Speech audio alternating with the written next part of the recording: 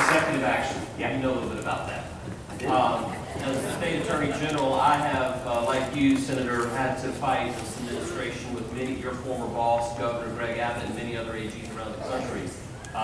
This administration, this president, frequently defy the Constitution, ignore Congress, and basically rule through administrative fiat, not through the rule of law. Last year, they tried to pass a law through an executive fiat action on basically changing immigration laws. And the state of Texas and South Carolina and 25 other states challenged it. We are currently winning that fight. A few years before that, South Carolina had paid more money into the nuclear waste fund. Every time you paid a utility bill, you paid money into a fund that paid for exploration at Yucca Mountain, which is a nuclear waste repository that numerous Congresses over 30 years, bipartisan, Republican and Democrat alike, had all agreed should be the place where we put it.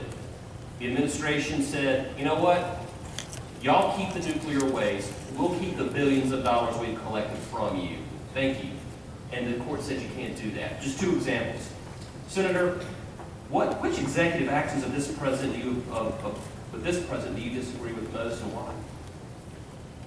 Well, I tell you, I pledged the very first thing I will do on the first day in office is rescind every single illegal and unconstitutional.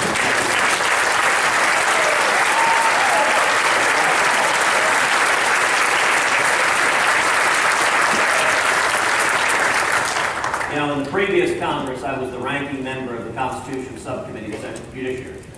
And in that capacity, we put out a whole series of reports on the lawlessness of Barack Obama and this administration. We chronicled 76 lawless acts. Sadly, that report's out of date. That was written a couple years ago.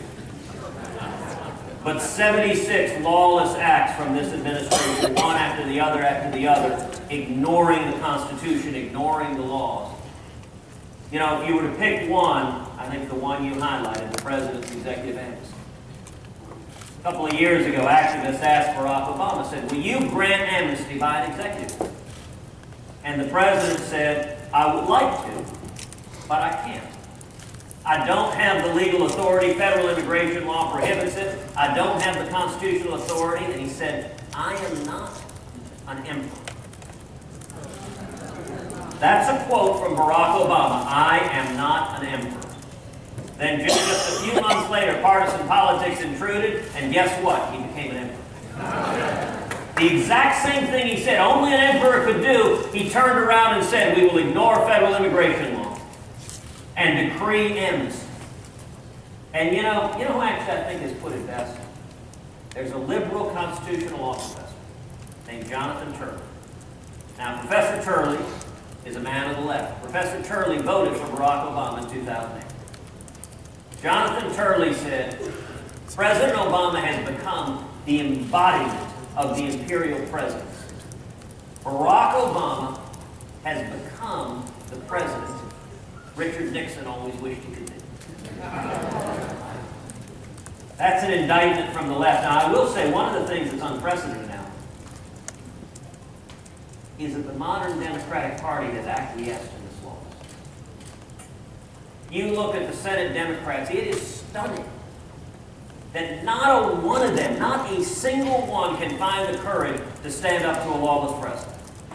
I'll give you an example. The president, a couple of years ago, appointed several commissioners to the National Labor Relations Board.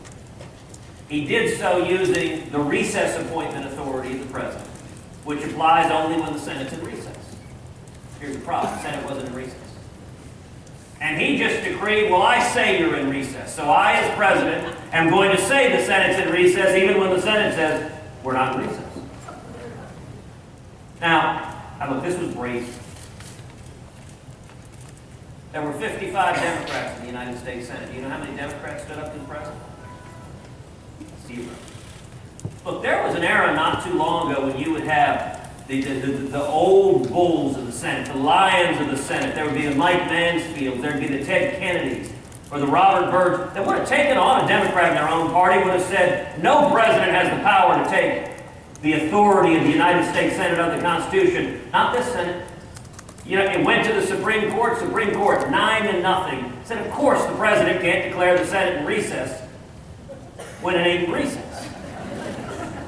This was not a complicated or subtle thing, and yet today's Democrats, they use the ends justify the means. Well, we like the people he appointed, so we're happy with him just taking the Senate's confirmation power and ignoring it. That's going to change, and it's going to change on day one. The one silver lining. A week ago, he put out a bunch of lawless executive actions on guns, trying to go after the Second Amendment. Well, he may have a phone, or he may have a pen.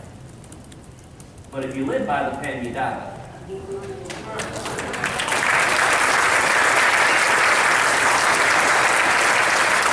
And everything done with executive action can be undone with executive action, and I intend to do exactly that if I'm elected.